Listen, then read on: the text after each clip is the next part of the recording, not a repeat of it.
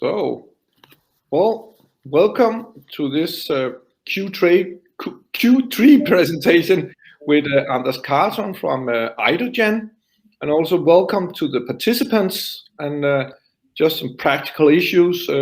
If you want to post a question during the session, please post it down on the right, and I will pass the questions on to Anders so he can answer the questions. And today we do a Q&A presentation. Well, it really don't make sense to talk a lot about the digits. This is a biotech life science company. So go on, Anders. Welcome to you. And well, if you want to make a very short introduction, please do that. Thank you, Klaus. Just to summarize in brief our Q2 report, as you're saying, we are a biotech development company, and we are updating on the status where we are in the progress, moving towards our first clinical trial for our first project, IDO8, which is planned for a start in early second quarter 2022. Yes.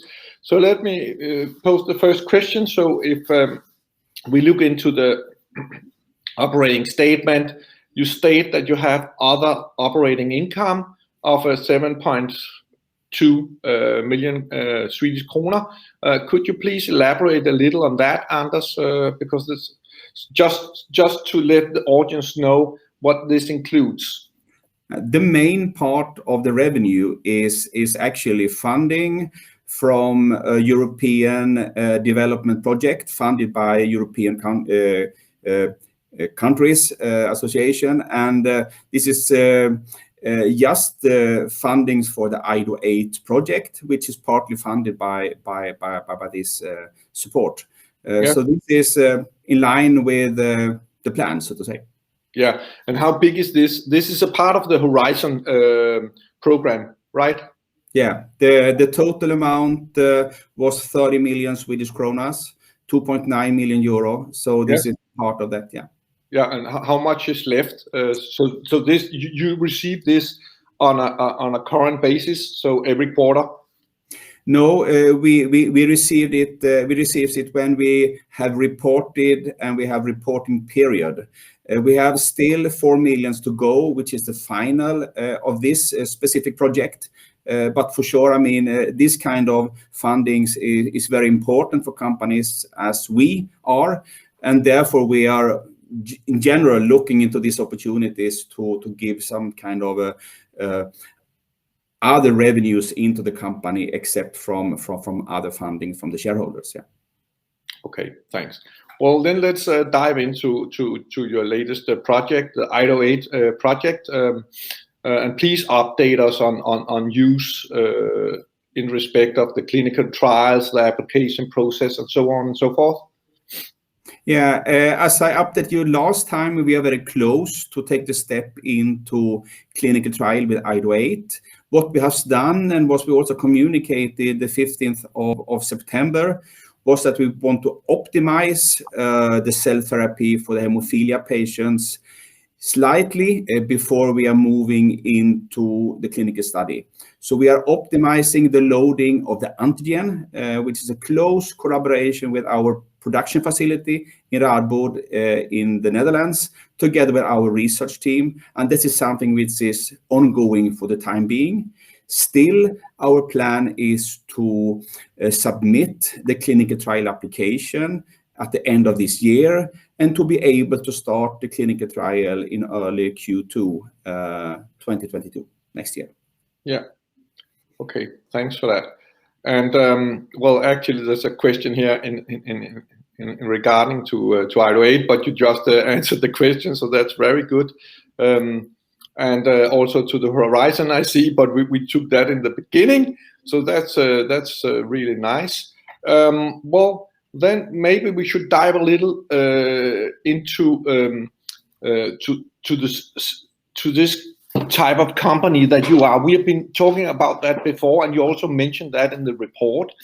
Then, if we want to compare you with others, the most important thing with a life science biotech company is actually the preclinical trials in terms of partnering or beauty contest in relation to the big pharma companies. Could you elaborate a little on that, Anders? Yeah, I mean, a big thing which differs from small molecule development and cell therapy development is that we are using, in our case, the patient's own cells, and we are also handling biologics every day in the development lab. This gives us the opportunity to go more deep into development, but also we do a lot more work early before getting into the clinical pathway, clinical trial pathway, as you're saying. So when we are starting the clinical trials, we have the beauty to be able to treat patients, not only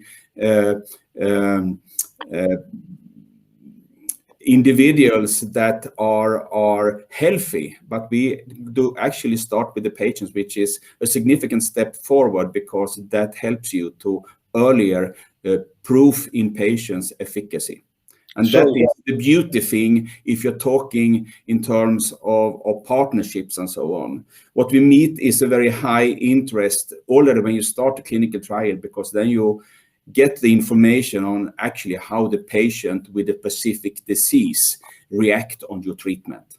Yeah, and so that's a big difference. So you have different kind of data actually to show potential partners in that respect. Yeah.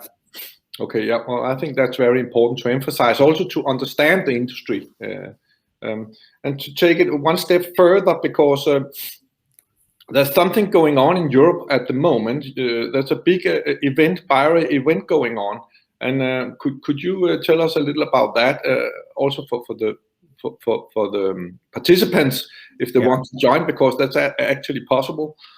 Yeah, I mean, what to talk about is the Bio Europe 2021 autumn event, which is a partnering event where you meet us as a biotech development companies. We are then meeting with long-term relations, big pharma company that were picked up, but also trying to meet new and update them on our technology, but also to learn more from other companies. So this is a great opportunity. And also in this specific week to meet several interested companies and update them on where you are. Some of them wants to know more when you have this kind of data like this and this and this. Some of them is more interested in specific indications, but this is very interesting discussions that is ongoing, and a lot of the biotech companies is active in these days in Europe and participating in this meeting. Yeah. Interesting. And then, not long ago, you finished your subscription of warrants, the TO4. Just a brief status, Anders.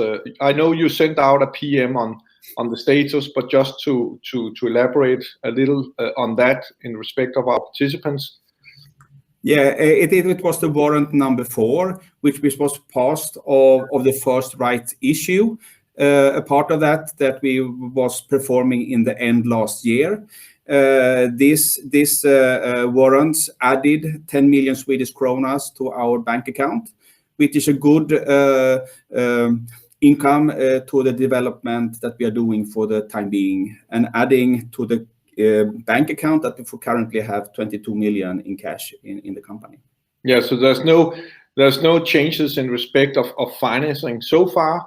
You're well funded with the projects you have in focus, as I understand it.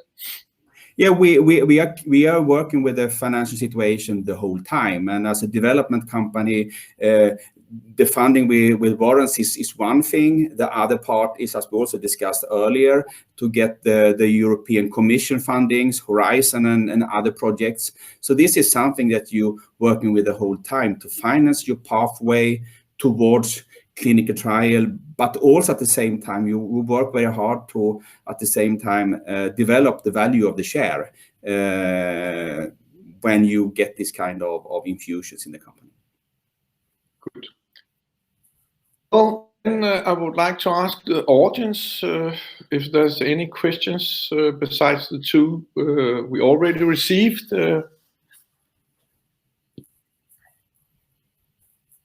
Well, I don't really think that's the case.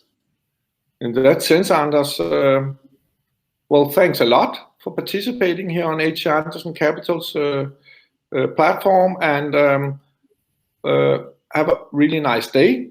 And also to the participants, have a really nice day. And then we finish off this presentation. Thanks a lot. Thank you, Klaus. Thank you for inviting me.